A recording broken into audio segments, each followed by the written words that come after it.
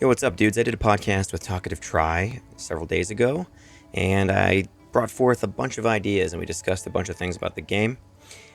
Here's something that I brought up that he actually liked this idea a lot, and it is a deterministic bubble or circle on the atlas to begin things until you hit the randomness. So check it out. This is my idea. So say when you first get to the atlas, you would start here, and everything would be very deterministic. So the idea would be, let's say you want to do ritual as your first league mechanic that you want to get points in. Well, let's just say, for sake of argument, that the ritual is always like over here to the right. And there'll be some rituals along the way, and then there'll be King of the Mist boss fight.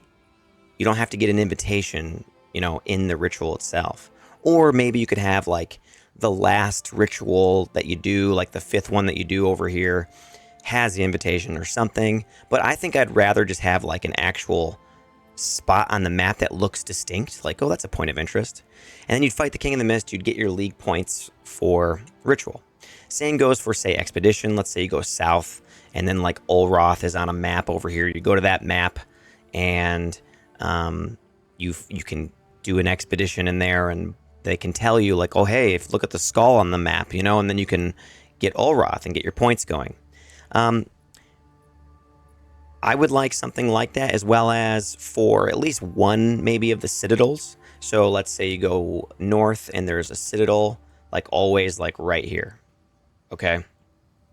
Just something to kind of get things going for players so that they can get some of these points and start feeling like they're making progress right away.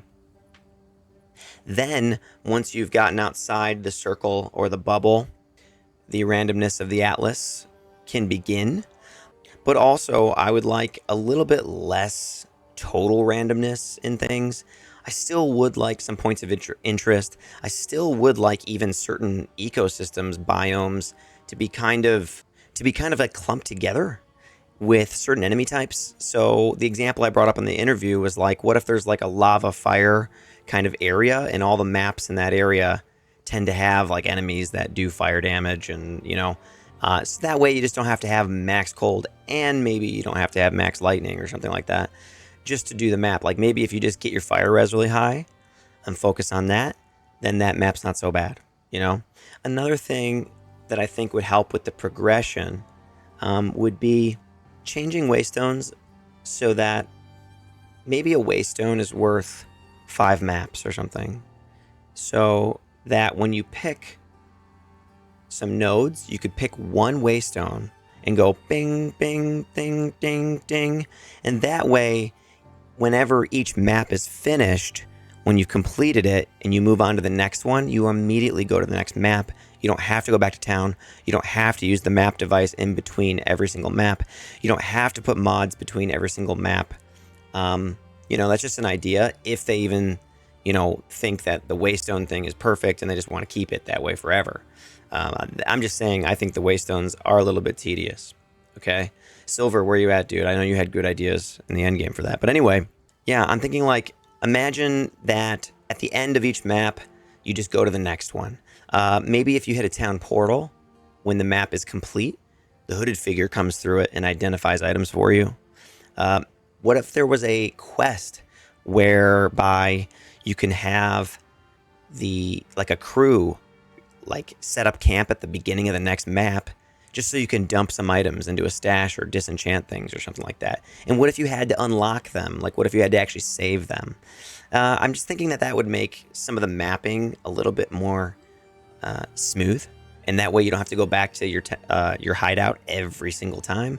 I know it's nice to have like your hideout decorated how you want, but I'm just thinking like, it does hold things up every time you go back to the hideout, and then you walk over and you identify, and then you disenchant, and then you sell some things, and then you like salvage some things and maybe reforge some things. And then you go back. What if you just wanted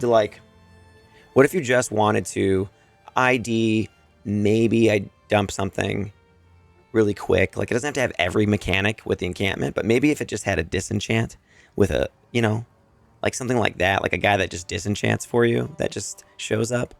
That might be good enough with the hooded figure. Something like that. A crew that you can save as a quest in the end game. That'd be nice.